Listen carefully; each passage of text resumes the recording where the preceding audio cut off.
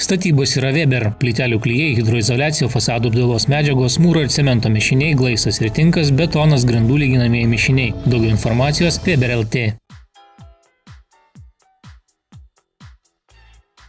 Paruoškite mišinį plytelių klijavimui. Yra 5 rodikliai, kurie turi užtikrinti, kad paviršius, ant kurio bus klijuojamos plytelės, yra tinkamai paruoštas naudojimui. Paviršius turi būti stabilus, atsparus, lygus, sausas, švarus.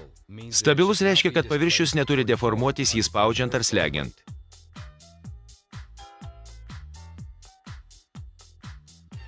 Turėtumėte patikrinti, ar paviršius atsparus. Tai galima padaryti plaktuku ar kitų įrankių, braižant paviršių. Paviršius neturi būti tuščiaviduris. Jei paviršius po plytele yra tuščiaviduris, išimkite netinkamą plytelę ir teisingai priklijuokite ją.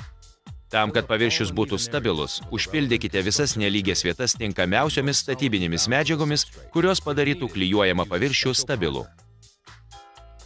Jei reikalinga, panaudokite specialų gruntą. Tam, kad įsitikinti, ar paviršius lygus, panaudokite 2 metrų liniuotę. Neatitikimas tarp aukščių gali būti nedaugiau nei 7 mm. Jei paviršius liks nelygus, tuomet bus panaudotas per didelis klijų kiekis. Per ilgas klijų džiūvimo procesas gali sukelti trūkinėjimą ir klijų susitraukimą, todėl plytelės gali nukristi. Viena iš sąlygų yra, kad paviršius būtų sausas. Atidžiai patikrinkite, ar ant jo nėra vandens. Galiausiai patikrinkite, kad paviršius būtų švarus, be jokių dulkių, riebalų ar kitų nešvarumų, kurie galėtų sumažinti sukibimo kokybę.